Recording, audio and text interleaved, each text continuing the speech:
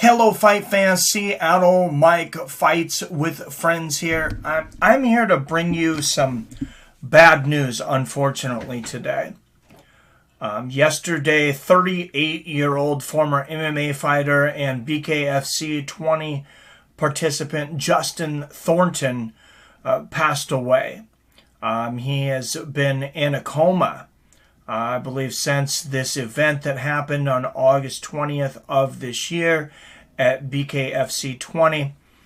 You may have seen me for the first time. That video that I posted commentating, it's a short 20-second video on Twitter. I got picked up by SureDog, BJPin.com, and some other affiliates. That's not the way that I wish you would have found me if that's the case. But we do need to talk about what happened here, I think, at BKFC 20. This was in Mississippi under the Mississippi Athletic Commission. I am going to show a small portion of this fight. This is covered as criticism and news commentary under copyright rules. We won't have a whole lot of the fight at a time for those reasons, but we're going to look at the knockdown, the knockout, and then talk about exactly what happened here and what possibly could be done in the future to avoid something like what happened to Justin. Let's watch this fight here. If you have not watched BKFC before, unlike traditional MMA matches and boxing matches, they do something called toe the line. If you guys can see where both of their feet are there is a line on each side of the energy drink on the advertisement of the cage there. Both fighters basically start in each other's faces as opposed to coming out of a corner and meeting each other in the middle of a cage or middle of the ring. This whole fight only lasts about 20 seconds. I believe official time may have been 19 seconds. Let's watch this and then we'll talk about what happened here. Dylan Kleckler was the fighter chosen to fight Justin on this night. You see Justin aggressive from the bell. Kleckler landing shots quickly, though. Thornton's aggressive style allowing him to get hit pretty quickly. And Kleckler can really bang. Justin Thornton knew that. You actually go back to 2013, and these two had fought in MMA before that. Kleckler finished him in the first round back then as well. And you can see Kleckler swinging that right hand as he goes back there. Landed a couple shots there, and Thornton, he's an aggressive dude. He's very aggressive, 6-14 as an MMA fighter. I know a lot of people seen that record and it jumped out and said, oh man, this guy, he didn't fight anywhere. He didn't fight anybody. Well, he fought in island fights. He fought against some guys that you're going to know who they are. He fought against Quentin Henry, who is a standout there in bare knuckle right now. He also fought against Chase Sherman. Chase Sherman, I believe, knocked him out in 9 seconds, unfortunately. And, this guy fought at heavyweight. Justin was not the biggest heavyweight. Chase Sherman is an animal. They call him the Tank. There's a reason that they call him the Tank. But unfortunately, for Justin Thornton, he had been finished in all but 2 of those losses. And there it is. Yeah, you see 19 seconds. And Kleckler takes him out. We'll back up and hit it one more time and see exactly what happens. Thornton's coming forward. Kleckler actually hits him with a right hand as he's backing up. There it is. And watch the way that he falls here. right on the head. Just go back one more time here.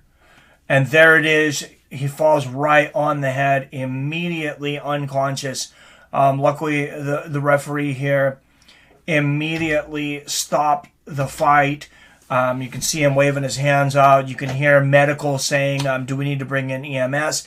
They actually got there very quickly. I was trying to remember exactly what had happened and how quick, medical services got to the fighter. They got to him pretty quickly. The injury that he sustained was actually, it was not a head injury. It's from when he fell. And several of you on Twitter were saying, hey, I think this is from when he fell and hit the canvas. You are correct. Right there. Right there, Justin, when he hit his head, his neck went forward, and unfortunately it snapped his neck. Now, Dominic Reyes, a UFC fighter, when he was fighting Yuri Prochaska, if you go back to that fight, Yuri hits him, and Yuri's actually trying to catch Dominic as he's going down. And Dominic hits in a similar fashion. Luckily, Dominic didn't suffer that kind of an injury. It's obviously very rare, but I mean, you got a heavyweight, you got 220, 230 pounds or whatever coming straight down there.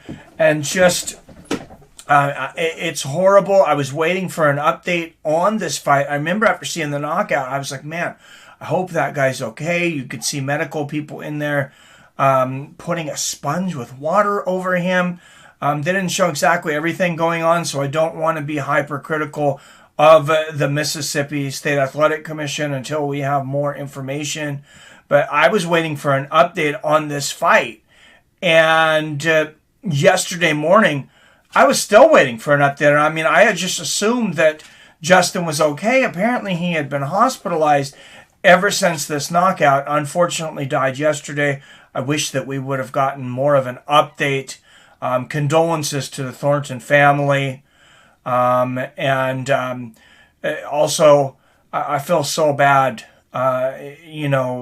Condolences to Dylan Kleckler as well. I know he feels really bad about this, and it's not his fault.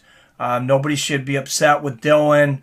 And I've seen a lot of criticism coming from inside Twitter and all over social media and different sites about, well, why did they sanction this fight? He was 6-14. Well, it was his bare knuckle debut. He passed all of the physicals, and this had nothing to do with being bare knuckle. I heard a lot of people talk about, well, we need to ban bare knuckle fighting immediately. Well, I mean, this happens. Unfortunately, this happens in boxing. We lost a female 18-year-old fighter earlier this year. We lost 2 people to deaths in boxing last year. MMA, they are very good at the matchmaking. UFC, I will give a shout out to Sean Shelby immediately. The matchmaking is very good. When a fighter's on like a losing streak, you don't see guys over there that are 6-14. You just don't. And I'm not saying that's what killed Justin Thornton, because it wasn't. And like I said, it wasn't anything to do with it being bare knuckle or gloved. I don't believe. It wasn't even the hit or the concussion. It was the fall and the way he landed and the injury on the neck. Several doctors have been on YouTube. There's several videos out there of doctors explaining exactly how the injury occurred, including the Octagon doctor. Shout out to him. Has a very good video on there. I will leave a link to that video, because that video is actually really good too. And he goes through and shows like the vertebrae and exactly what happened and why there. But in the future, I hope there's something we can do to prevent things like this from happening. Maybe a softer canvas. I don't know exactly how soft or hard the canvas is in BKFC compared to, say, the UFC or Bellator or boxing, which, I mean, unfortunately, the reason one of the reasons probably there's a lot of major injuries in boxing and deaths, besides the fact that there's, thousands of fights a year, is that it's so unregulated. I mean, the rings are very random, and the setups, the density of the floors, as we were talking about here. And I just hope that there's more, more attention paid to the size of the ring, not just the size of the ring, but how hard the floor is when they fell down. I know owner and CEO of the BKFC is, he is just beside himself, David Feldman. He's a great guy from everything I know about him. Gave condolences out to, the fighters and everybody. This is not something, of course, anybody ever has to deal with, and I'm sure something that David didn't think that he would ever have to be dealing with. This is just horrible for everyone involved. If you like this video, if you found it valuable, hit that like button. I know this is a bit of a strange video. I don't want to go through the hit that like, subscribe. It's it's not a happy video. It's not a happy thing or a happy time, unfortunately. But if you do like combat sports and you want to continue watching, I would love if you joined our community. Hit that subscribe button, double tap so you're notified whenever I drop new videos or go live. We go live for pretty much every major boxing event, including Tyson Fury versus Deontay Wilder 3, which is this Saturday. Guys, as always, I love you. I respect you. And I'll see your fine asses next time. Be safe, guys.